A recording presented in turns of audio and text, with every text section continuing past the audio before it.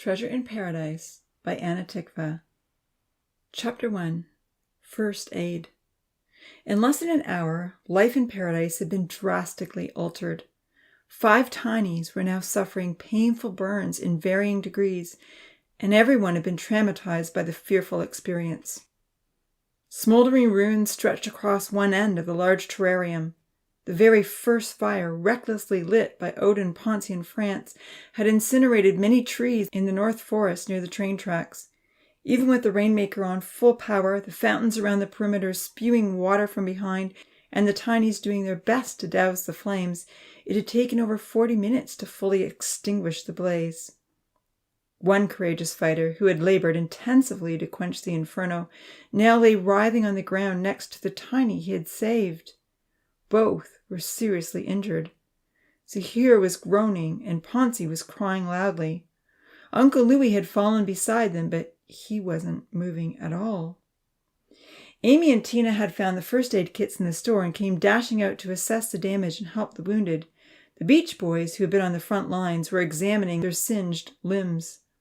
Tina ran in their direction with the burn remedy in her hand, knowing it could only be used for minor injuries. Everyone was wet from the constant rain. 2 dogs were racing around trying to share their love, but for the first time, the tiny who cared most for the animals begged someone to take them away. She was fearful they might inadvertently do more harm than good. Milan took charge of the dogs. With her eyes on the dark-haired young man who was lying on the ground in agony, Amy headed straight for Zahir. He had saved Ponce's life, but after lifting the heavy burning beam, he had tripped and fallen into the flames. She yearned to know the extent of his injuries and to stay by his side. With dismay, she heard his girlfriend Georgia yell from close behind, "I'm looking after Zahir! You go help someone else!" Opening her mouth to protest, the copper-haired girl suddenly noticed that Uncle Louis was in a worse state. Lying motionless, close to Zahir, his eyes were shut and his face was a strange gray color. Crying out with alarm, Amy ran over to kneel by the older man's side. Quickly she determined that he wasn't breathing and he had no pulse. "No, no," she wailed. "Uncle Louis, Uncle Louis!" Suppressing panic, she tried to remember what he had taught her about CPR. She checked that his airway was clear. Placing her hands on his chest in the exact location he had shown her, she began pumping rhythmically. Kenzie and Fahid were right behind her. One look at Uncle Louis's complexion filled them with alarm. "If you get tired," Kenzie implored, "I'll take a turn." Amy glanced briefly upwards and nodded her thanks. Her mind was fully on the task before her. Everything else seemed to blur into the background as she desperately tried to bring Uncle Louis back to life. Although they were only an arm's length away, she barely overheard Kenzie assessing Zahir and Ponce's needs. Completely focused on her task, Kenzie's questions and George's sobs faded in and out of her consciousness. As she breathed 2 breaths into Uncle Louis and watched his chest rise and fall, reproachful cries caught her attention. "Zahir, you look terrible. Your face is black and your skin is peeling. Why did you go into that fire? Ponce started this. He deserved what he got.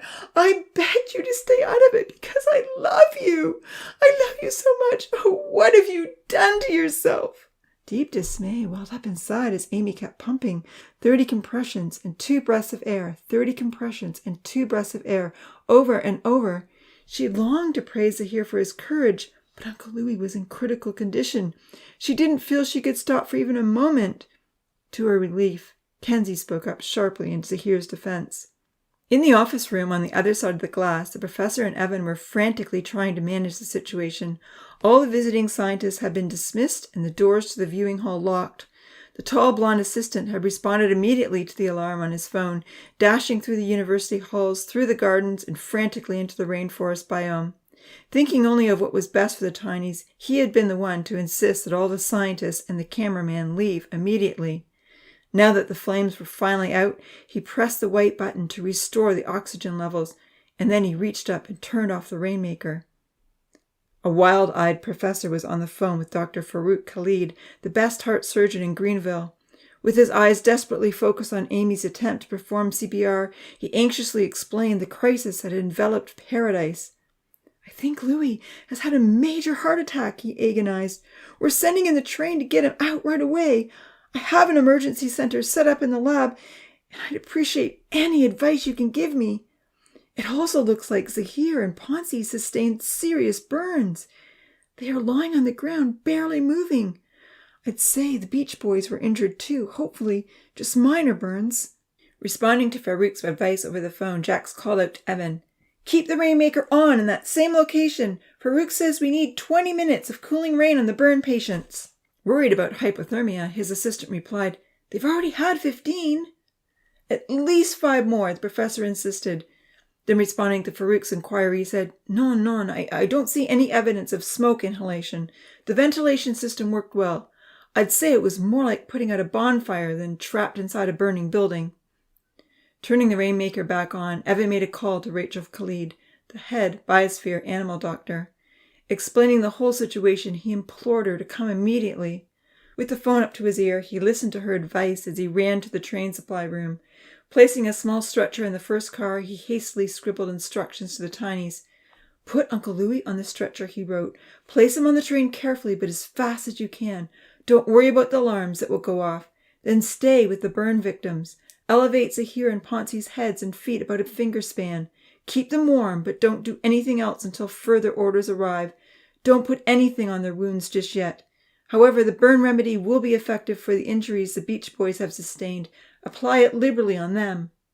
Hitting the button, he sent the train into paradise with the stretcher and the note. Receiving a text that Rachel had reached the private office door, Evan ran to let her in. Together they peered through the windows, watching Amy's rescue effort and hoping they could get Louis into the emergency bed as soon as possible. Rachel was impressed. She's got the right method, she nodded. Oh, I do hope Louis survives. Glancing at Zahir and Ponzi, she fretted, They look like they're in severe pain. We'll need to assess those burns up close. You mean on this side? Evan clarified anxiously. He knew the professor would only agree to transport Tinies out of paradise if it was an absolute necessity. They didn't want to arouse curiosity about the other side. Yes, I mean on this side, she nodded fervently. I'll just run and get some supplies. When the train whirred through the charred landscape and stopped at the store, Fahid ran to it and opened the doors. Kenzie rushed over to help him. Together they pulled out the stretcher and read the note, and then they rushed the stretcher to Uncle Louis. We're to put him on the train, the young man relayed anxiously as Amy continued CPR. Right away, Kenzie pleaded. The girl with the copper-brown hair didn't stop immediately. She gave her unconscious uncle the next breath of air and watched his chest rise. She was oblivious to the impatience of her friends. Everything seemed to be in slow motion. Amy watched Uncle Louis's chest fall. And then it seemed as though it was rising again on its own. Astonished, she placed her hand close to his mouth and felt a slight breath of air.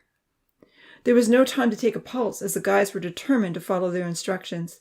As they began to carefully lift the limp, heavy body onto the stretcher, Amy stood up reluctantly. She was certain she saw Uncle Louis breathe again. Once they had his body secure in the stretcher, Kenzie and Vahid grabbed the poles and dashed as quickly as they could to the train. As soon as the precious cargo was on board, the train reversed down the tracks and out through the secure tunnel, with all the alarms blaring. The noise added to the chaos. Picking up Evan's note that Kenzie had left beside her, Amy read it through quickly but carefully. Without Uncle Louis there to guide them through this emergency, Amy felt a fearful loss of direction. Always, in any crisis, the older Tiny had been the steady one they could depend on. She called out Evan's instructions as she read them. I'll get blankets and cushions, Tina yelled, running into the store to grab the supplies that sat on the shelves for trade. Help me, Ponzi wailed. I'm in so much pain. Glancing over, Amy was shocked to see that Georgia was no longer with Zahir. Instead, the young man who had courageously saved another was lying on the ground alone and shivering. Quickly glancing around, Amy saw Georgia bent over the store, vomiting. Zahir, Amy cried, gasping to his side. She dropped to the ground and gazed in horror at his wounds. A bloody blackened patch ran up the side of his face from his beard to the dark hair on his head. Around his neck, the gold chain had heated up in the flames and left a black, charred line. She saw large burns on his right arm and the lower part of his right leg. Trembling, Amy reached over and undid his shining moon necklace. Fearful it would rub against the raw wounds and cause more pain, it dropped to the ground. "Are you okay? Are you okay?" she begged anxiously, knowing that he wasn't, but hoping with all of her heart that he would say he was. Shivering uncontrollably, Zahir chattered, "Stay with me. Please, stay with me." Cold rain stopped again, suddenly to Amy's relief. Tina passed her a blanket and 2 cushions and ran to help Poncy.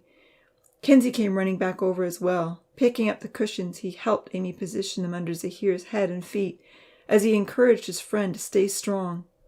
Reaching for the blanket, they spread it over their patient, avoiding his wounds and tucking it under his body where they could. Chilled, dripping wet from the rain, and shivering with shock, Zahir didn't open his eyes, but he did groan appreciatively. Kenzie moved over to help Tina with Poncy. Sitting down, Amy asked, "Are you in terrible pain, Zahir?"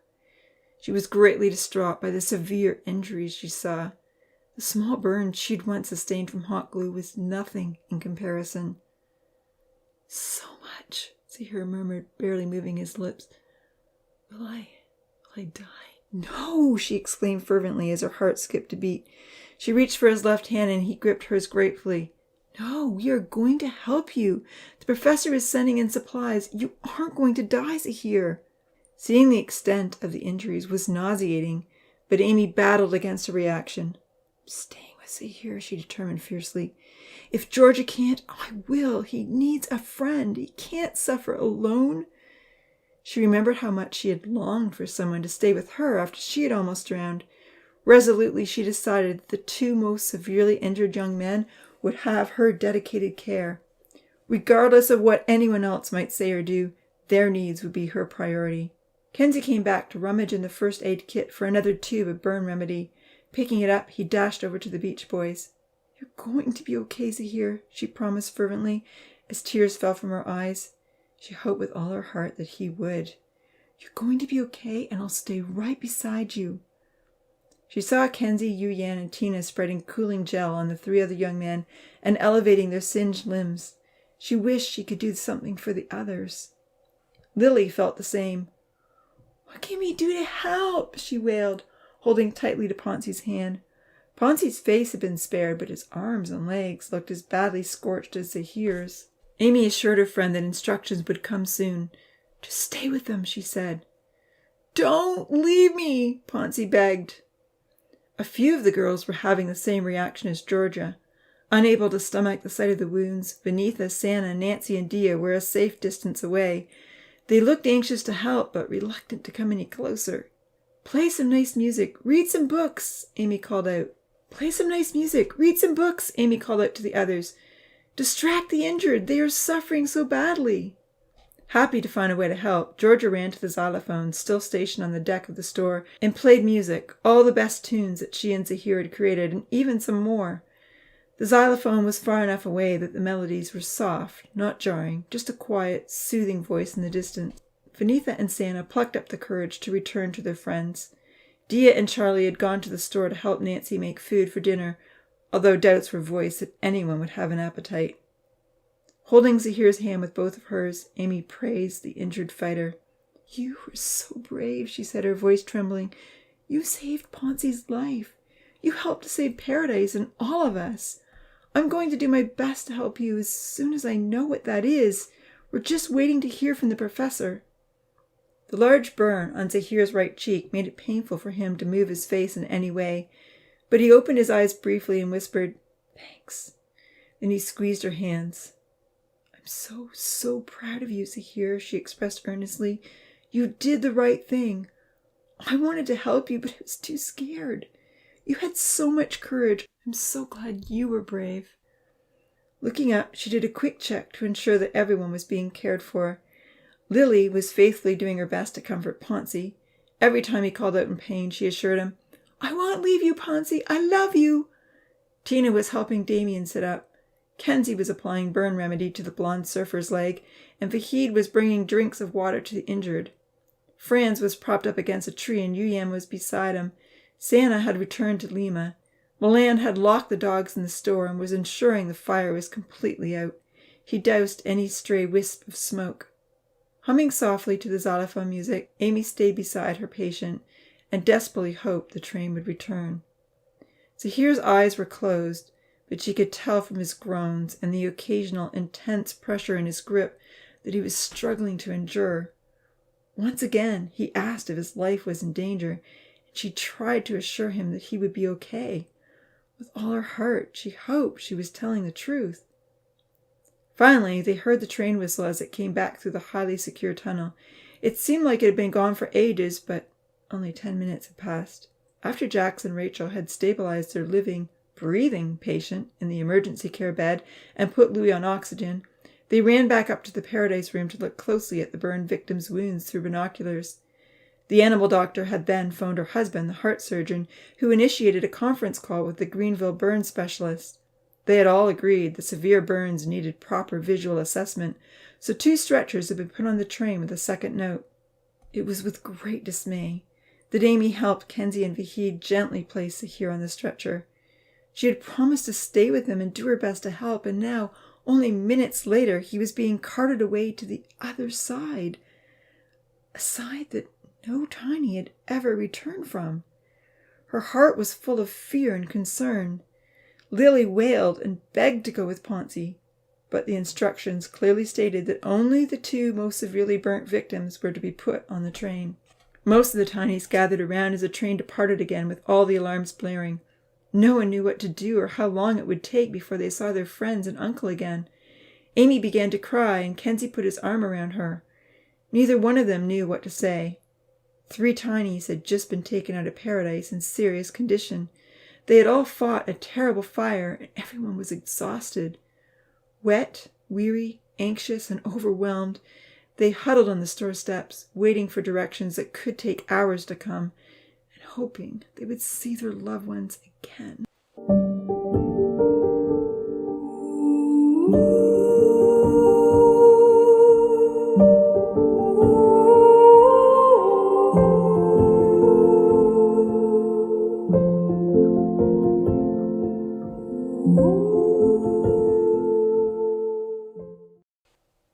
Chapter 2. The Emergency Response. While the sad little group of Tinies congregated miserably by the store, 3 fully masked, full-size humans stood around the miniature stretchers. The oxygen levels had been raised in the supply room, since Zahir's facial wounds prohibited anything touching his face. A bright spotlight shone on the 2 burn victims, so bright indeed that they could barely open their eyes. Jax had intentionally chosen an intense light, not only to expose the wounds, but so that Ponzi and Zahir would see as little as possible of those on the other side. On a Zoom conference call, Jax held his phone so that Dr. Mark Montgomery, the Greenville burn specialist, could view the full extent of the injuries. Rachel sedated both patients with a minute amount of painkiller, dropping it into their mouths with the smallest pipette she had. Back at the Greenville hospital, Dr. Montgomery was taking the Zoom call on a giant screen. Observing the wounds, he felt confident the burns were severe 2nd degree and that they would be healable with diligent care. He postulated that the fragile injuries were best treated with tiny hands in the more suitable and sterile environment of Paradise. Rachel weighed both patients and imparted the data to the doctor. She wrote down his precise instructions and cautionary concerns, while Jax and Evan piled the train full of sterile bedding and mattresses, soaps, buckets, and towels, and the 2 bedpans they had in stock for potential emergencies. Caring for the burn victims would require setting up a makeshift hospital. Having keenly observed the various reactions to the latest crisis, Jax was confident that a few of his Tinies were well suited for nursing care. While Rachel's husband, Dr. Farouk Khalid, and the burn specialist tried to calibrate the correct dosages of antibiotics and medications, the train was sent back in with the first load of supplies and the 3rd handwritten note. Eagerly, the Tinies rushed over, hoping to find their friends. But instead, there was only another message and cars full of bedding. Specific directions were listed. Milan, Vahid, and Kenzie read out loud. Take the 7 beds you find on the train and carry them to the girls' mansion on Rainbow Hill. Choose 2 rooms for a caring center. Zahir, Ponzi, and Uncle Louie will need to be in one and the Beach Boys in the other. Take out the girls' beds and set up the new beds. You are then to carry anyone who has been wounded up to the caring center. For the next 3 weeks, Kenzie and Vahid are to remain dedicated to helping the injured, especially during the nights. Take turns during the night shift. Sleep in the same room as Zahir and Ponsi, so you will hear them if they need you. Read the instructions for how to use the 2 bedpans you will find in the train. During the day, you must ensure the beds stay clean and help the patients get up and stretch their limbs every few hours. To Amy, Tina, and Yuyan, the professor had requested that they also become full-time nurses until the firefighters recovered. 2 patients will be coming back with the next trainload, Kenzie read. Uncle Louis is recovering, but will need a little longer. Cheers from the others interrupted him momentarily. This was encouraging news. Uncle Louis was still alive. He would be coming back. With a smile of relief, the young man wiped his eyes and continued. There will be sterile wipes, antibiotics, special wonder drink, and painkiller. Be very diligent to read the labels and measure quantities exactly. More instructions will follow. Read them carefully. Looking up, Kenzie directed his listeners. All right, everyone, let's get things set up before they return. This is an emergency. We need to act quickly. The tired crew flew back into action. At least everyone that heard the message got moving. Odin was still nowhere to be seen. The young man found the foam mattresses on the train. Piles of blankets, gauze cloths, bandages, and towels were neatly piled inside each car. Use my room, Amy called out to Kenzie as the guys set the first mattress on a large carry cart. It's the biggest and has the best view. I'm happy to make it part of the caring center. Mine too, Georgia piped up with a resentful tone as she pulled a bundle of gauze out of the train. She wasn't happy that she had been overlooked as a potential caregiver. Damien tried to get up and help, but nearly fainted on Tina. Kenzie told him to rest and promised a stretcher ride. Franz and Lima looked over wearily and decided they were quite happy to wait for a lift as well. With 7 carts full of supplies, many of the tinies carried the beds, bandages, and bedding up Rainbow Hill. On the other side of the glass, Farouk arrived in the biome with large containers of medication that had to be distributed into small bottles for the caring center. Evan and Jack set to work filling those flasks and labeling them carefully. With her small pipette, Rachel administered the first doses of antibiotics and the specialized protein formula that Dr. Montgomery had formulated for burn victims. Taking some antibacterial ointment, she also carefully dropped it onto their wounded limbs, but she avoided Zahir's face, worrying the liquid might seep into his mouth.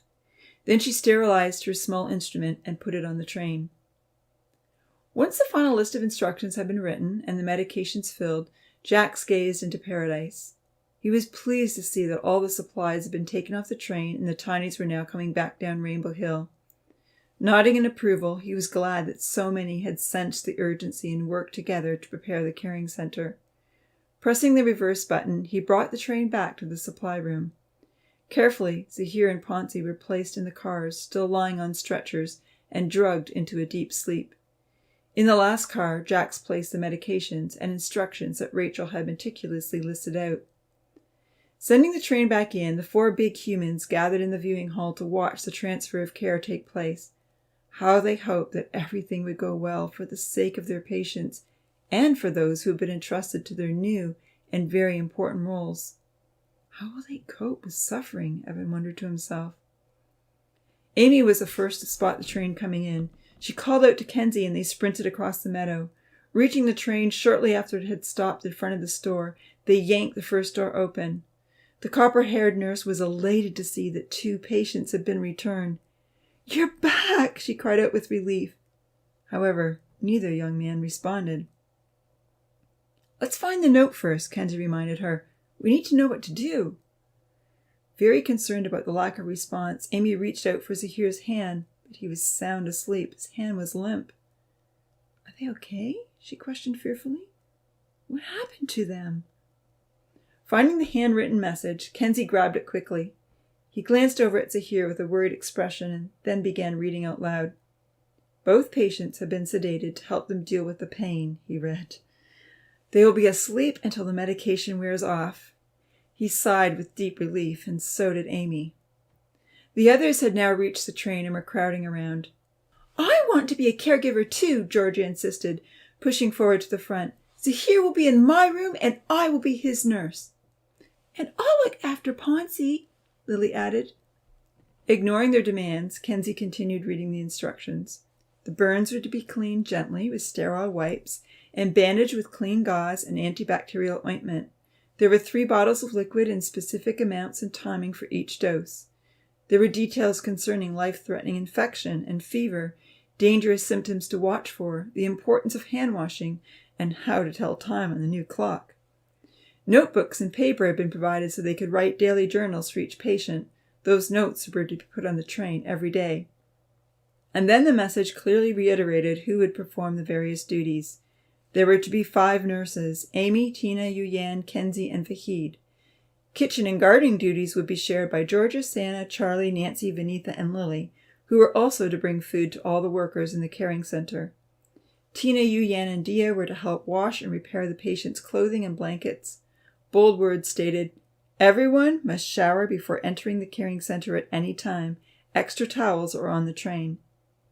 As the young man with the brown curly hair continued to read, Georgia argued, "I don't care what it says. I'm staying with Sahir." "And I can't leave Ponce," Lily insisted. Neither of them were used to being told what they could and couldn't do. Kenzie glared in their direction. "For the next week, at least, all of us will follow these instructions exactly." Pointing to the words near the end of the message, he stated firmly, "Look, right here. The professor has said that both of you, and even Vinitha and Santa, can bring books to read to the patients every morning after breakfast. You can visit all you want when you're finished helping with the gardening and food preparation. Just remember to shower first." Georgia grumbled to herself and shrugged her shoulders. "I also don't know how to cook," she complained, "so why would I be sent to the kitchen? That's Amy's job. This is so dumb." Looking around, Kenzie ignored her complaints and asked, "Has anyone seen Odin?" No one had. "There are instructions for him as well," the tall, freckled young man muttered. "But for now, let's get these guys up to their beds. We have a lot to do." Just in case Odin was nearby, Amy spoke loudly. "I sure wish Odin would show up. We really could use his help with these stretchers." In a few minutes, a shame-faced Odin came hesitantly into view. His hair and beard were disheveled, and he looked fairly wild. Did you say you need help?" he asked awkwardly. He was met with angry stares from everyone. "You rollin' tumbler!" Damien shouted savagely from where he sat with Tina. He punched the air with his fist. "When are you going to stop destroying things? Look what you've done! Look at the damage! Look at the people that nearly lost their lives! If you ever do anything like this again, I'll drown you myself! I will!" Exhausted, his voice trailed off and he slumped back against the tree. Damien's angry outburst was frightening to everyone, yet most felt that some sort of a rebuke was necessary. This was the second time Odin had put everyone's lives in danger. The flood and the fire had both been terrifying calamities. "We sure do need help," Tina snapped. "You've caused so many problems." "It's time you started making up for all you've done," Lima added harshly. "This was not just another dumb science experiment. Do it again and I'll help Damien put you under. And you too, Franz," he said, turning bitterly toward his surfing buddy, who had also suffered burns. "If you're going to follow Odin's crazy ideas, you'll get what he gets." For once, Odin wasn't defensive. "What do you want me to do?" he mumbled. "All of these brave, injured firefighters need to be carried up Rainbow Hill," Amy murmured, uncomfortable with the Beach Boys' terrible threats. She hoped Odin and France would try to make up for what they had done, and she knew that Ponce was already paying a heavy price. "Let's get started with the ones who have the worst injuries," she suggested. "Kenzie and I will take Zahir. You and Vahid can take Ponce." "I can help too," Georgia protested. "We need water," Kenzie told her brusquely. "If there isn't anything for you to do in the kitchen right now, please bring a few buckets of boiled water to the caring center." As Georgia reluctantly headed to the store, Amy struggled with her end of the stretcher. Seeing their need, Milan ran over to help. With his assistance, Amy and Kenzie began heading for Rainbow Hill. Charlie and Santa brought the supplies over in the carry carts. Tears ran down Amy's face as the limp bodies in the stretchers remained unresponsive to noise or jarring. She had never seen anyone sedated before, and it worried her. They looked nearly dead. She hoped she would be able to follow the instructions carefully enough, There was a lot to remember. Eventually, one by one, all the injured were brought into the caring center and settled onto the brand new beds. Under Kenzie's direction, the most severely injured were taken to Amy's room and the others to George's. All the nurses showered, washed their hands with soap in the water that Georgia brought up, and then the work began. Taking charge, Kenzie directed Tina, Yu-Yan, and Vahid to start cleaning the Beach Boys' wounds while he and Amy took on the others. Cleaning and dressing the wounds was not a pleasant task, but as the pain medication took effect, the hollers and complaints coming from Georgia's room subsided. Partway through the process, Zahir and Ponzi began to flinch and groan. Thankfully, it was just in time for the caregivers to give their first round of medications. As Kenzie and Amy measured carefully to ensure that all 5 patients received their required dosages, Odin brought Zahir's gold chain up to the room. "Thank you so much," Amy said, as her eyes flew wide open, realizing she had left Zahir's precious treasure lying on the ground. She took it from Odin and hung it around the bedpost. Having not yet had a chance to share the instructions with everyone, Kenzie told the strong young man that he was to oversee cleaning up the mess in the burnt forest, hauling boiled water every day to the caring center, and carting new supplies and garbage back and forth to the train. Both were amazed that Odin didn't argue. Late that evening, when all the patients were finally clean, bandaged, and sleeping fitfully, Kenzie lay down wearily in the extra bed, following the professor's instructions for the male nurses. He had offered to do the first night of bedpan duty and be on call for help. Knowing that the patients would be well cared for, Amy was thankful to head to Lily's room. She would have preferred to be in with her best friend Santa, but Santa's room was only big enough for one. Deep breathing indicated her roommate was already asleep. Collapsing into bed, Amy didn't take long to join her.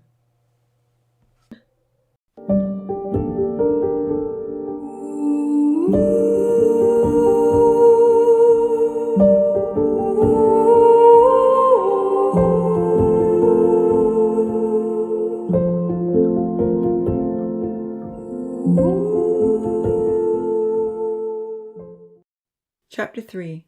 Emergency Planning. Louis was sleeping soundly with an oxygen mask on his face and a monitor hooked up to record his vitals when Rachel, Evan, and the professor came down to the underground lab to check on him. 3 hectic hours had passed since he had been transported out of paradise on the train. Pleased with the stats on the monitor display, Rachel smiled. "I think he's going to make it," she said. "But his heart is damaged. He can't ever exert himself again." With a huge sigh of relief, the professor shook Dr. Khalid's small hand with both of his. "Merci beaucoup. I can't thank you enough, Rachel. The Tinies aren't ready to lose Louis, and neither am I. I'm so appreciative." Evan shook her hand as well, saying, "And we're both very grateful for all the advice and supplies that you and your husband have sent in." "You're most welcome," Rachel acknowledged warmly as they headed toward the elevator. "But please do remember we've only made our best estimates on the proper dosages." With a look of concern, she straightened her white lab coat and cautioned, "None of us have worked with tiny humans before. Never. I'll check back tomorrow and ensure things are going smoothly." As the elevator brought them up to the next level, she reiterated the need for the nurses to take daily notes of the patients' activities and to record their temperatures. "If there are any spikes in temperature, loss of appetite, or consciousness, please call me immediately," she said. "I have a small thermometer that I will send in," the professor assured her. The elevator doors opened and they walked down the long corridor toward the train supply room. "We will pass everything we hear on to you. I can't thank you enough for helping us to organize this rescue mission." Entering the train supply room, Rachel nodded. "If your Tinies are diligent and follow all the instructions carefully, the victims will do well in their care. Amy saved Louis's life, you know." Evan and the professor exchanged glances. Rachel had been the first to assess Louis when he came in unconscious on the train. She saved his life?" Evan stuttered. "Yes. Louis was breathing on his own when he came in. Her hands are just the right size. Her pressure was perfect. I might have broken his ribs with my thumb." Pointing to a bottle of the highly nutritious protein formula procured by her husband, Dr. Farouk Khalid, Rachel continued, "I can't stress enough how important this special formula is for those who are severely burned. In our world, this would be delivered intravenously, but obviously We have no miniature medical equipment.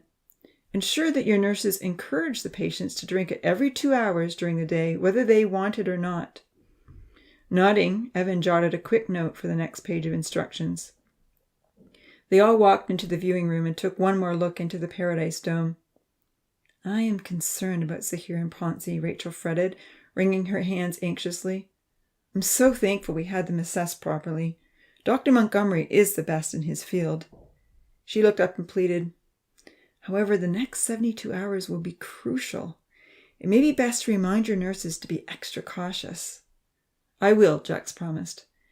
Considering the uniqueness of the tinies, he added, "They may heal more rapidly than normal. Their cellular systems are generally in a fast-forward state since the full growth potential has been restricted." "Very true. It's all so unpredictable, isn't it?" She nodded, watching 3 tinies carry Damien across the meadow to the caring center on the hill. "I feel for Zahir," she fretted. "His face will be quite physically scarred from this ordeal, if he survives. It's going to be hard on him. To think it was all because he wanted to save one of the arsonists." "If he survives?" Evan clarified anxiously. "Is his life in doubt?" "Your nurses are new to this," she replied. Turning to the professor, she asked, "Are you certain you've chosen the most caring, dedicated individuals? Will they follow the instructions thoroughly?" Jax nodded. He had no doubt about his 5 nurses. "Absolutely," he said. When can we send Louis back into the caring center?" Evan begged uncertainly. "They need his guidance in a crisis like this." Dr. Khalid nodded. "Your Louis needs solid bed rest for the next few weeks, but it would do him good to be with the other patients as soon as his vitals are steady. I can explain to him all the particulars for healing burns, so he will be able to guide the others. Louis will never be strong again, but he will heal faster, surrounded by people he loves. They all will." When the doctor left through the office door, Evan turned to the professor. "I'm so thankful Rachel is willing to help us." Nodding, the professor agreed. "She adores this project. I believe she and her husband will be watching over everything carefully." "That is quite fortunate for all the tinies," Evan exclaimed. Watching the 3 young men labor to get Damien up the hill, the professor remarked wistfully, "We won't be able to count on Louis anymore for cell phone communication." "No," Evan agreed. "He certainly won't be able to make any more trips to the cave if we send him to the caring center. What is your plan? Should we just keep sending messages back and forth on the train to whoever opens the door first?" With a serious expression, the professor replied, "I plan to ask Amy to take on the communications." "Why Amy?" Evan inquired curiously, folding his arms across his chest. He knew that she was special to the professor, but he wasn't exactly sure why. "Zahir, Kenzie, Santa, or even Tina would be equally responsible," he suggested. Then he corrected himself. I realize Zahir is injured at the moment, but Kenzie?" Observing the action inside the dome, Jax quietly watched Charlie, Milan, and Odin dash back to the charred forest for Lima. Finally, he replied, "I'd like to choose Amy. I've given this a lot of thought, and I want to work with her." "Okay. I'm sure she will do a fantastic job," Evan nodded. "Just like she is taking to nursing. Who would have thought?" With a light laugh, the professor acknowledged, "The reaction to the sight of blood is a great separator. When I saw those 5 tinies take charge of the victims in such a brave, compassionate way, I had no doubt who the nurses were. It's not for everyone, but some do excel." Evan smiled. "The others may miss Amy's cooking." "It takes talent to be a chef," the professor agreed. "Not everyone can make food magnifique, but most can make it edible. It's good for some of the others to learn how to cook." Pondering the professor's choice of Amy, Evan wondered if there might be something else motivating his decision. Amy certainly had some leadership qualities, but he didn't consider her to be the top choice. She was a sensitive, somewhat timid girl, and he wasn't sure she would always rise to the occasion when adversity set in, even though she had responded remarkably well to the medical crisis. An intriguing idea had been forming in Evan's mind ever since the professor had called out to Louis during the fire. "May I ask you something?" he said to the professor. "Of course, anything you like." You called out to Louis when he was hobbling over to help Zahir lift the catapult. You said, 'Not my son, not my aging son.'" Jax was watching Charlie, Milan, and Odin position the stretcher so that Lima could get on it. Santa was trying to help. Lima was hopping on one leg, and for a moment it looked like he might end up on the ground. After some tottering back and forth, the tall, dark youth fell onto the stretcher. Thankfully, Odin was able to keep his end up, or the fall might have hurt. Santa praised the stocky, wild-eyed youth and began walking with them towards the hill. With a furtive glance in Evan's direction, the professor hesitated to reply. "Is Louis actually your son?" Evan prodded. There was a very long pause and then a deep sigh. "Yes, he is," Jax admitted slowly. "When Wendy and I were attempting to have a family, we used IVF. There were plenty of embryos available to me without requiring consent forms from anyone else." For a moment, Evan was dazed. His suspicions were true. Is Amy also your daughter?" Tears welled up in Jack's eyes. "Oui," he nodded. The pieces of the puzzle were fitting together, but Evan was still curious.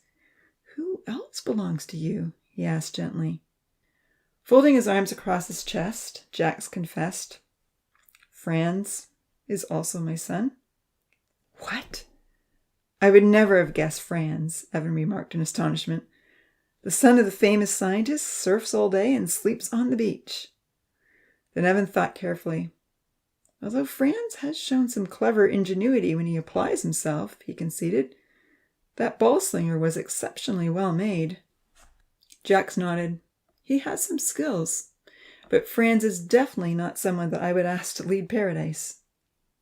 Trying to ensure that he had it all worked out, Evan clarified, "So Louis, Amy, and Franz are yours." "Ah, the Europeans," he smiled, remembering how the professor had once labeled them. "No one else?" "No one else," the professor promised. They watched as Lima was taken across the meadow. Santa held his hand all the way. She helped with the stretcher once they reached the hill. Now that he fully understood the relationship dynamics, Evan clarified, "So you want to choose Amy because she is your daughter?" Jack shook his head fervently. Non, Evan, that's not all there is to it. Amy has lovely qualities that I feel I can work with." Nodding his head, Evan didn't push the matter further, but he was concerned that the professor was becoming partial. How could he not? Of course he would want to choose his own daughter.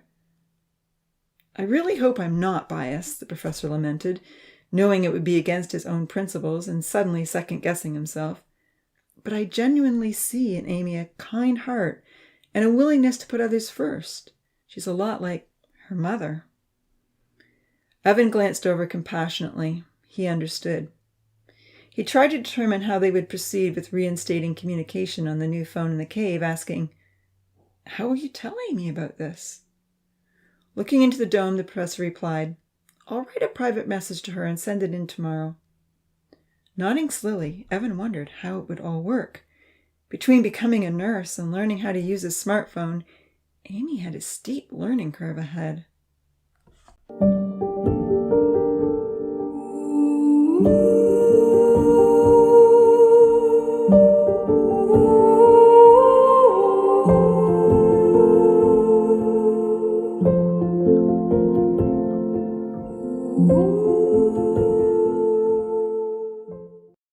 Chapter 4.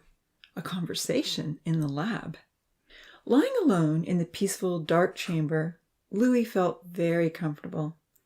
Oxygen was flowing freely through the mask on his face. He could see the monitor on the wall beeping softly in a regular pattern as it kept track of his heartbeat.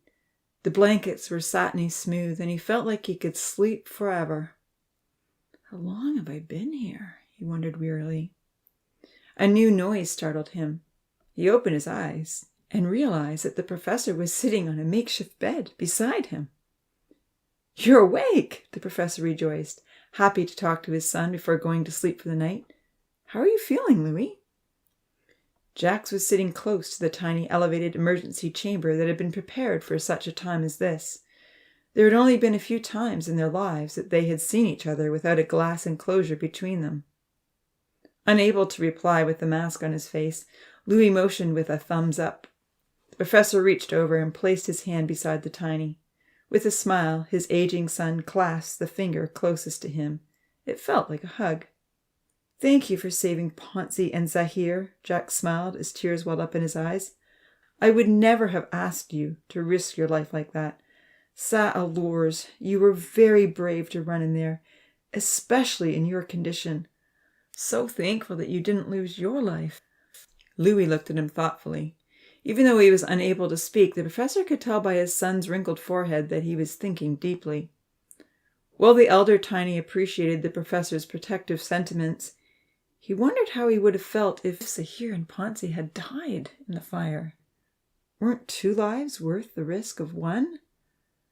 Moving a hand in a questioning fashion and shrugging his shoulders, Louis longed to ask about the fire. He remembered seeing the girls running towards him, but nothing after that. "Do you want to know what happened?" Jax inquired. Louis nodded. "You had a heart attack," the professor explained.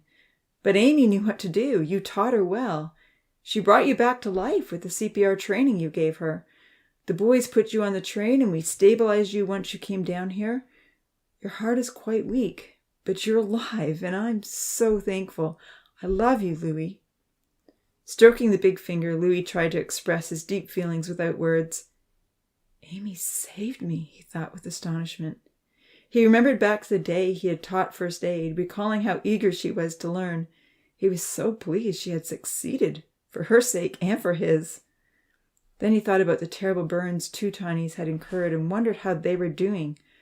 With great anxiety, he weakly raised one arm and drew a Z, then a P in the air. It took a moment or two for Jax to understand. Finally, he smiled. "Ah, you're asking what happened to Zahir and Ponzi." Louis nodded earnestly. The professor told him they had very serious burns, but he was hopeful that with the right care and medication, they would recover well. He explained they had set up a caring center in the girls' mansion, and the doctors had given him a lot of medical advice and assistance. "I've put Amy, Tina, and Yuyan in charge of nursing them back to health during the day," he relayed. "Kenzie and Vahid are doing the night shift and bedpan duties. We'd like to send you back into paradise as soon as you are stable. However, you will need to be on complete bed rest for at least 3 weeks. With a frown, Louis wondered how he would endure 3 weeks in bed with nothing to do. He wouldn't be able to continue his research on the Bible. But the professor was insistent that complete rest was necessary. "We'll recommend you go into the same room as Zahir and Ponzi," he informed him. "The medical instructions we've sent in must be followed exactly, and the medications given just as prescribed. Their temperatures and wounds must be carefully monitored. If not, infection could set in quickly. They aren't out of danger yet, and the next 3 days will be crucial. We considered keeping them here on our side, but their wounds are too fragile. The doctors feel that tiny hands will give better care than we can." Louis nodded. With all his heart, he wanted to ensure the young men recovered. He longed to be with them, helping Amy, Tina, and Yuyan make the best decisions concerning their care. "Rest now," the professor encouraged. "We'll send you back in tomorrow morning if your heart remains stable." With a thankful nod, Louis agreed. Tears welled up in his eyes as he considered that Zahir and Ponzi were still in danger. Jack saw the tears. "Their situation is troubling," he assured him, "but we have the best doctors overseeing their care. If you are in there monitoring the situation, I feel very confident that full recovery is possible." With a smile, he added his hopeful thoughts that due to the tinies' rapid self-reproduction, they might heal faster than normal. For a moment, the two sat together in thoughtful silence. Louis gently rubbed the professor's finger as he pondered what lay ahead. He desperately hoped the nurses were taking good care of their patients. "There's one more thing I want to say to you, Louis," Jax relayed quietly. "Since you will be confined to bed, I'm going to ask Amy to take on the communications with me. I will send a private letter in for her with written instructions, but she may need your guidance to work it all out." Louis nodded slowly. He was pleased that Amy had been chosen, but wondered why she had been singled out. Feeling that there were at least 3 other tinies that were quite capable of handling the position, he motioned Z, K, S? The professor didn't immediately understand what Louis was trying to say. After 3 tries, he nodded. Yes, those would all be good choices, and Evan agrees with you. Eventually, Amy will need someone else to support her and balance her decisions, but right now she seems rather alone.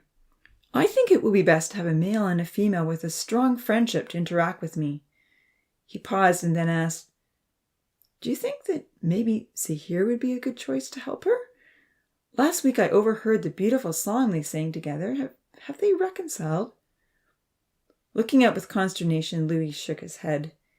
He had been privy to Zahir's outpouring of grief the day after the song, and he knew that the sensitive, dark-haired young man was fully committed to Georgia.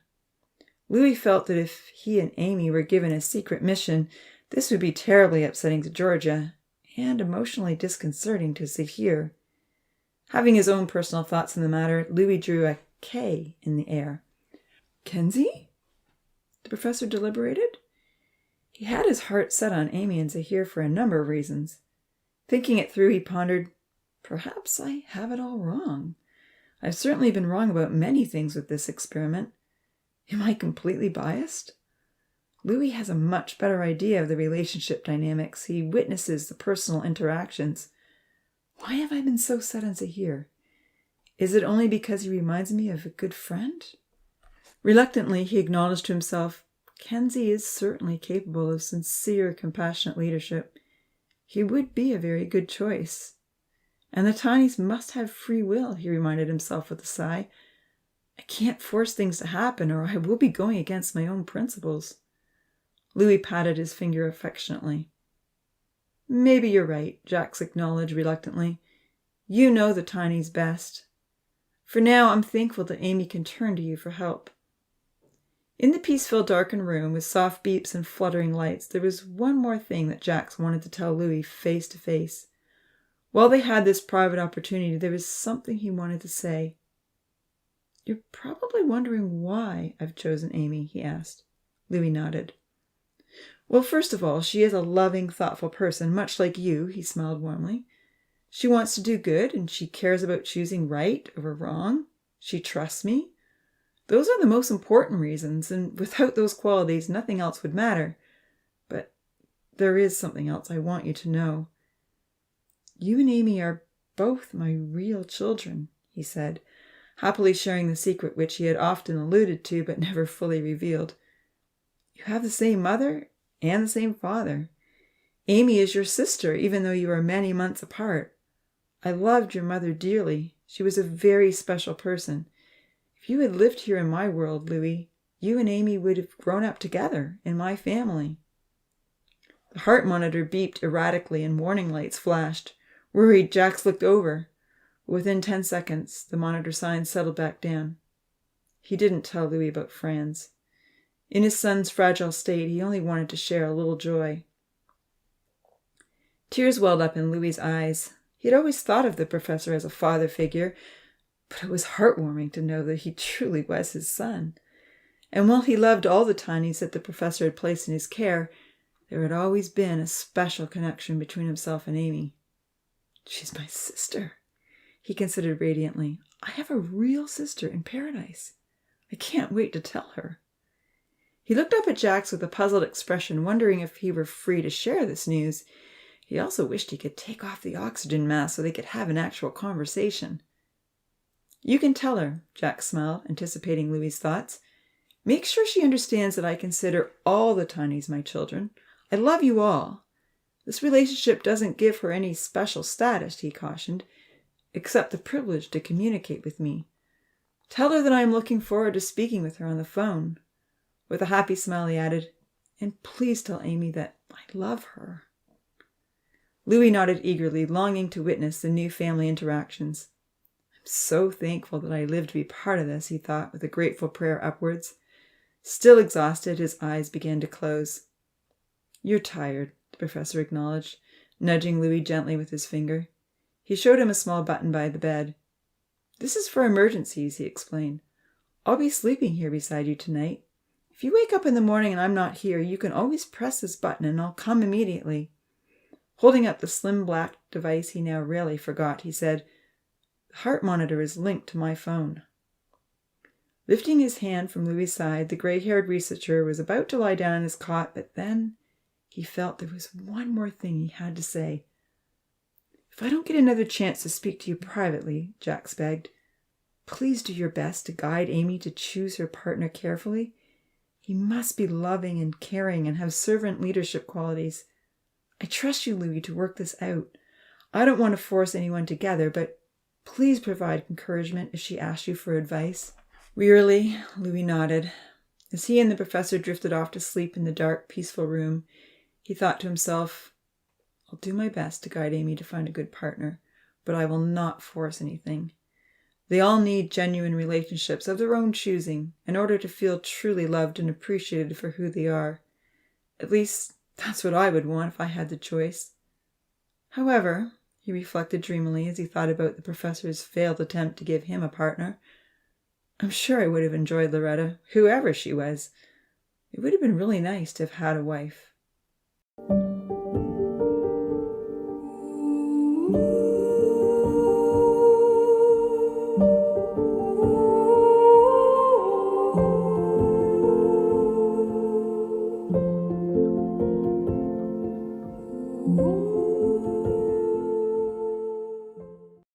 Chapter 5. Louis's Request. Jax met Evan at 8 the next morning in the Paradise Room. He was tired. Sleeping on the cot beside Louis hadn't been the most restful experience. With all the soft beeps on the monitor and his anxiety over what might be happening in the caring center, Professor Lemans was feeling quite stressed. However, exams were over, and he knew he might never run them again.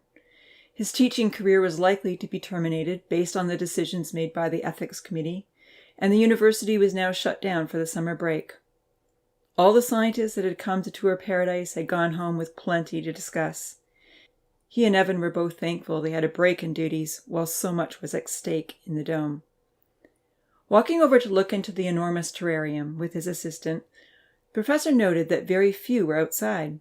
Charlie, Lima, and Santa were watering the gardens, and Odin was dragging burnt trees from the front of the forest to the back. Plenty of activity could be heard coming from the store as the Tinies came in and out for breakfast. Sadly, he could also hear moans and cries coming from the girls' mansion. "They must be changing the dressings," Evan sighed sorrowfully. "I feel so sorry for the burn victims." "Yes, there is a lot of pain and suffering right now in the caring center," the professor agreed sadly. "Zahir and Ponzi must be in absolute agony. I hope the nurses read all of Dr. Khalid's instructions," he fretted. "As Rachel said, the next few days will be vital." "Do you think Amy will figure out how to communicate with us?" Evan asked. Reaching into his lab coat, the professor pulled out his phone. "I know how we can help her," he smiled. "How about we make a video? You could tell her what to do with a demonstration on your cell phone. Then we just have to explain in our note how to get into the cave, turn on the device, and press the White Dove app." Noticing the professor was positioning his phone to take a video, Evan smiled. "Now?" "This is just as good a time as any," the professor nodded. It took 2 tries, but a video was made and sent off to the control cave phone. Jack sat down and wrote a little note to his daughter. Rachel knocked at the door and delivered a small eyedropper bottle with a special concoction from Farouk for Louis's recovery. It was well labeled with clear instructions in a very small font. "I just had a good visit with Louis," she told them. As she and Evan loaded the bottle onto the train, along with another supply of downsized gauze strips, a few more mattress covers, and the tiny thermometer that Jax had found, she relayed, "I've explained everything he needs to know about burns." Looking over at the professor, who had just finished his note, Rachel added, "Jax, when you have a chance this morning, could you please come and have a look at the boa constrictor? I think it swallowed some litter. Maybe someone threw garbage into the pond. I need help to get it down from the tree." Jax raced off to have a look while Evan finished packing the train. He put the professor's note into a tiny brown envelope to send in with Louis. Once he was done, he decided to check again on the very important patient in the basement laboratory. Louis was awake and looking around. "Glad to see your eyes are open," Evan smiled kindly. "You're looking well." Gazing up at the tall young man with the spiky blonde hair, Louis's eyes brightened happily above his oxygen mask. He had been thinking hard about an urgent matter which he found difficult to mention to his father the night before. With one arm in the air, Louis made a typing motion with his finger. Evan studied his actions with a frown, and then finally understood. "You want to write a message," he smiled. Taking out his phone and wiping it carefully with disinfectant, Evan opened the notepad app and held it in front of Louis. With a happy nod, Louis quickly typed a few sentences. "Evan, do you have any thoughts about God or Jesus? Are they real? Have you read God's book?" When Evan looked at the message, he was thoroughly astonished. Running his hand through his hair and causing it to stand straight up in a spiky fashion, he thought about how he and Seth had discussed sharing the gospel message with the Tinies only a week ago. He remembered Seth's prayer. At the time, Evan felt it was impossible to take a missionary initiative without going behind the professor's back. The whole idea seemed preposterous. He had never imagined that Louis would ask him these questions, especially not after the older Tiny had read the professor's book, Faith or Fact, An End to Delusion. With an uneasy glance in Louis's direction, Evan was struck by his earnest gaze. The elder Tiny's hands were tight together as though he were begging for an answer. "I haven't always known about God," the young researcher replied hesitantly, keeping things sterile and positioning the phone in front of Louis again. "But I've been learning about him. I've been finding more reasons to believe he exists than to believe that he doesn't. I have read some of his book." Louis's eyes filled with relief and joy. He typed on the screen. "I learned about God on the internet. I started to read his book weeks before the fire, but I didn't get far. Evan, I prayed to him to give me more time, and I'm still alive. I survived a heart attack and a fire. I believe God has extended my life. If I'm going to be confined to bed, I'll have so much time to read, but no opportunity to get to the cave. Please, is there some way you can help me continue my research?" Reading the message, Evan felt his spine tingle with excitement and apprehension. This was an opportunity like no other to send the gospel message into paradise. Yet he felt unsure whether he should go against the professor. He knew Jax would be furious if he sent in a Bible. Glancing up from his phone, he was moved by Louis's pleading eyes. "You know how the professor feels about the Bible and God, right?" Evan inquired nervously. "I know you have read the professor's book." Louis nodded and moved his fingers in a typing motion. When Evan repositioned the phone, he typed, "Life matters to me, Evan. I don't have much of it left, maybe a few weeks, but not likely months. I'm desperate to find out if there's anything more. I believe the Bible offers a hope that is beyond anything the professor can give. I love Jesus and his extraordinary teachings which go far beyond servant leadership. I want to read more about him. I believe that God heard my prayers and gave me this extra time to investigate. Please, Evan, is there some way you can help? Can you print out some of the pages of the Bible and send them in on the train every day?" Evan pondered the matter thoughtfully. "I could send you in a complete copy," he murmured anxiously, remembering that Seth had one that he was willing to lend. "Only I feel the professor would never forgive me, and I don't know for certain that the Bible is true or reliable. But it is very intriguing." Louis's eyes opened wide. "You have a small copy?" he wrote. Evan nodded. "My friend has one that he's willing to share." Typing on the phone, Louis said, "Evan, please send this book to me." "Tell you what," Evan replied decisively. "Send a message to the professor and ask him if you can have a copy of the Bible. Beg him to allow you the opportunity to investigate," Evan chuckled. "And use the word investigate," he emphasized. "Any true scientist appreciates the necessity of a full and fair investigation." Louis wasted no time in finding the professor's name in the White Dove app on Evan's phone. Assuming that his relationship with the professor was still unknown to Evan, he didn't begin his message with "Father" as he would have liked. Instead, he typed in, "Dear Professor, I would really like to do a thorough investigation on the Bible. I have read your book, and I would also like to read God's. I don't have much time left to live, and I want to be sure I have fully examined the evidence on both sides of this argument before coming to my own conclusion. Please allow me this vital opportunity to investigate while I am confined to bed. With much love, Louis." Looking up at Evan, the eldest Tiny pressed the send button. Together they anxiously waited to see what the response would be. Minutes dragged by. To pass the time, Evan told Louis about various happenings in paradise that day. "You'll be pleased to know that Odin worked all day on the rock stairway for Rainbow Hill," Evan said. "It's more than halfway done." Louis looked astonished, thinking, Odin is working without supervision? "And on his own initiative," Evan added. "He has also been carrying water back and forth without complaint, like we asked him to. He apologized outside at dinner last night for all the damage he caused, and even helped to unload the train this morning." Wide-eyed, Louis was hopeful for change. "And there are a new group of kitchen helpers," Evan explained. "Georgia and Lily have been asked to collect the food from the garden every day and help Nancy and Milan to prepare it.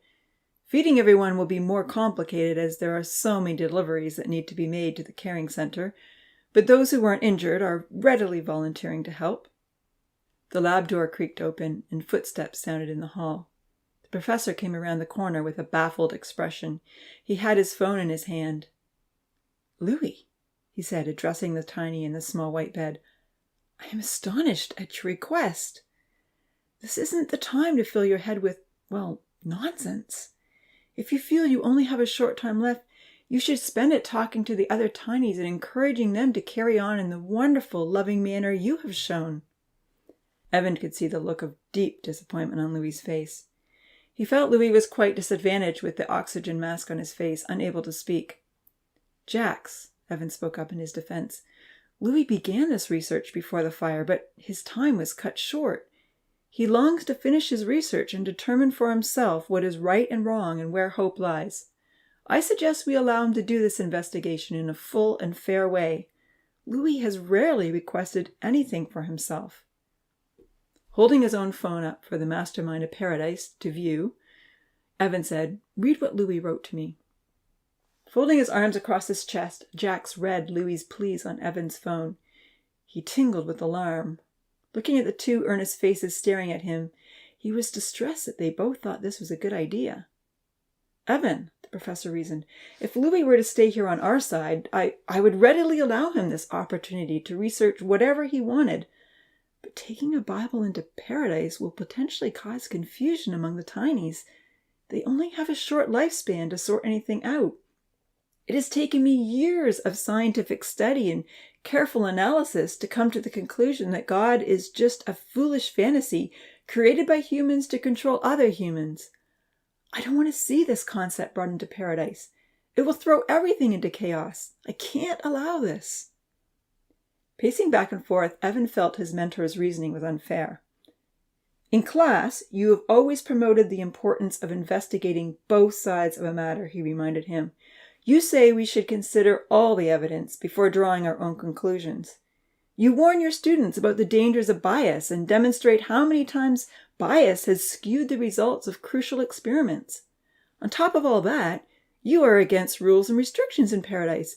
So how can you ban the Bible?" "Because it has been proven wrong? Because it is archaic? Because it promotes false hopes and ideas? I feel I must make an exception to my principles.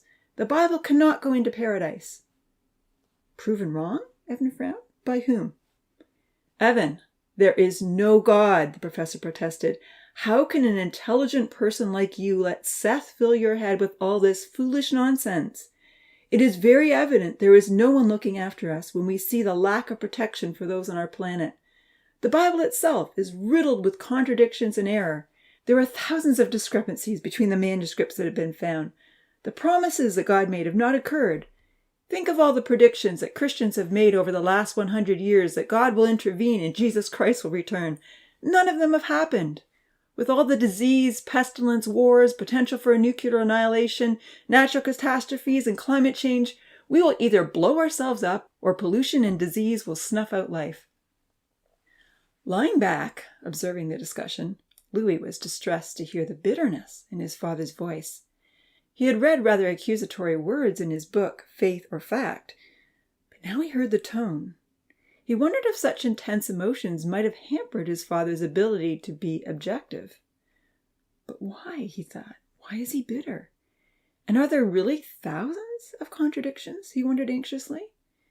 That would certainly deal a serious blow to the reliability of the record. And if promises have not been kept, That would indicate the book may be a fraud. But Jax, you're overlooking many promises which God made that have occurred, Evan pleaded.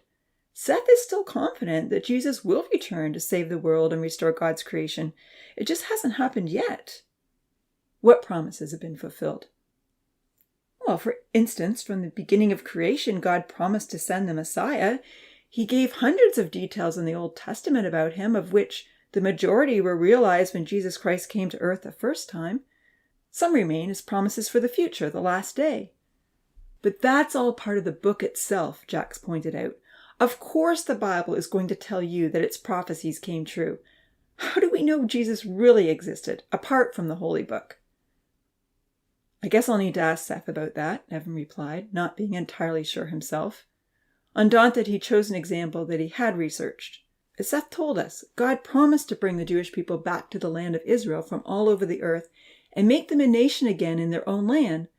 That happened against all odds in the last 100 years. The professor was shaking his head in disbelief. Having spent hours looking at passages from Ezekiel and Zechariah with the Bible study group that Seth attended, Evan gestured with his hands in a pleading way. Think how small Israel is compared to the numerous hostile nations all around them, who continuously rally for their destruction.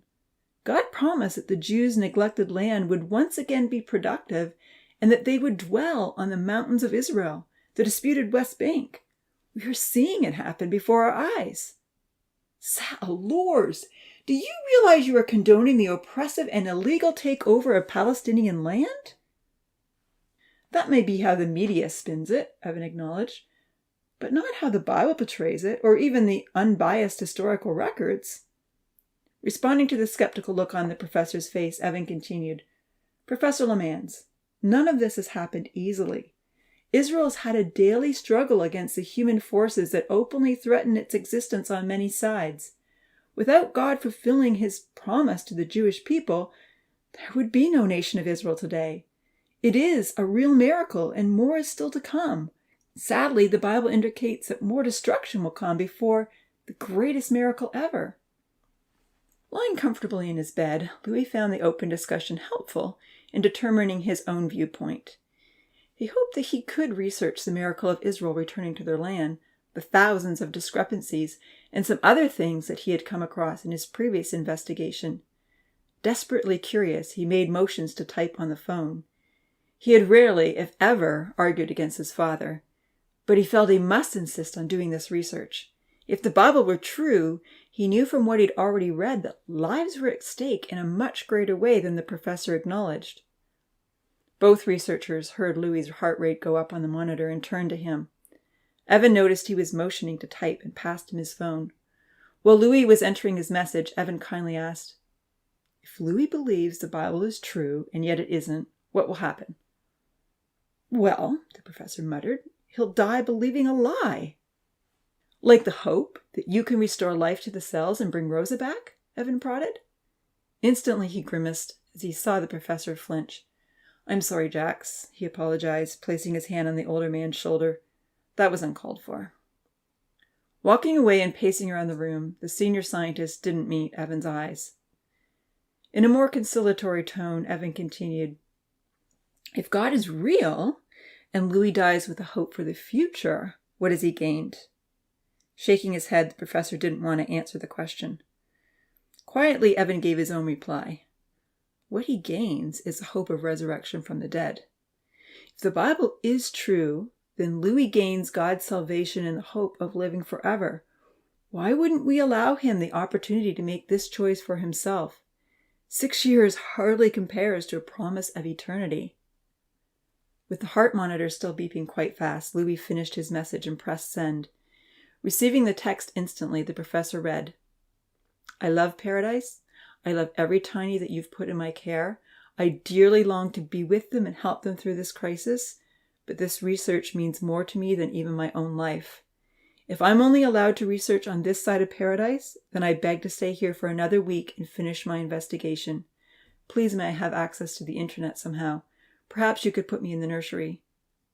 However, if you allow me to take a copy of the Bible into paradise, I will only share it with those who are with me in crisis care.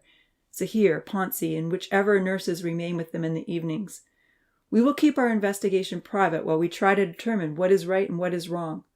I will also share the book that you wrote with them if you make it available to me in a small format. You must remember that it is very easy to find God's book online. Potential leaders in paradise will certainly come across it. It will be better for the future of everyone that the leaders have opportunity to discuss the options thoroughly and make our own conclusions as a group. With a heavy heart, the professor pondered the message. It wasn't like Louis to make insistent demands. He saw the desperation in his son's eyes. Fearfully, he wondered what would happen to Zahir and Ponzi if Louis didn't return for a week. The next 3 days were critical, and he was counting on Louis to oversee the health care providers and coach the new nurses through the dangerous infection that could soon set in. He knew Louis longed to take part in the recovery process and was not likely to cast this opportunity aside unless he felt something drastically more important was at stake. Was finding a hope for the future so crucial that Louis would give up everything else that mattered? As Jacques quietly deliberated his decision, he realized that his son had raised a good point. Amy is likely to come across the Bible online someday, he acknowledged. Without Louis to help her sort through what she reads, she may be turned against me. He's promised to read both books to the Tinies. Surely truth will prevail. Turning to the eldest Tiny, he said evenly, "You may have a Bible in paradise." He looked over at Evan. "I assume you have this copy?" "I can get it," Evan nodded. "And I will find a way to make a small copy of my book," Jacques relayed to Louis, "so you can lead the investigation fairly. However, I would like you to carefully minimize the number of Tinies who are involved with you in the room. Amy and Zahir should both be there," he insisted. "And Ponzi, of course," he added. Since Louis felt Kenzie was the best choice, he granted his attendance as well. Then he begged, "But please do not invite anyone else until the 5 of you have reached a consensus on the matter." Louis nodded gratefully. "When do I go home?" he typed. "I'm ready to go." Jacques' phone rang. Looking at the screen, he saw that it was Tom Freeman from Canadian Broadcasting calling to request an interview. He had already left a voice message that morning, and there were at least 6 unanswered emails. "Today," Jacques assured his son, before dashing off to the elevator to take the call in private. Once inside the enclosure, he answered the phone. Tom chided him for his lack of response. "You promised a full disclosure once Paradise was open to the public," he reminded him. "I assume that will be happening in the next few weeks as planned? Even though I hear you had another catastrophe. I hope everything is okay. When should I schedule you for an interview?" With a sigh, the professor felt very weary. "Listen, Tom," he pleaded. "Paradise has gone through enormous upheaval in the last 2 months. To be honest, it hasn't gone according to plan. I'm not really sure what to make of it all. I don't know what I'd say in an interview." "You could say exactly what you just said," Tom laughed. "After all, everyone only wants to hear the truth. I should just mention," he remarked in a serious tone, "that the very graphic video of the fire will be airing on TV tomorrow night, and it's going viral on social media. There will be a huge public outcry for information. Everyone will want to know how this disaster is being handled and how you intend to avoid such a dangerous situation occurring in the future. It is essential for you to keep the public informed." "I'll send daily reports," Jack promised. "But please give me another month before requesting an interview. I feel I'll have a better understanding by then. I'd like to have answers for you, but I'm just not prepared at this point to go public with any of my opinions." "It's that bad, eh?" Tom goaded. "It's just not what I expected," the professor replied. "A disappointment?" "In some ways, yes," the professor admitted. "In other ways, no. I feel I'm gaining some important insights from this experiment, but I'm just not ready to make any conclusions yet." "Ha! This bodes well for the future," Tom chuckled. "The professor has learned something new. I'll call you again in a month and see what we can set up." "In a month, then," the professor agreed with a sigh, wondering if he should have asked for a year.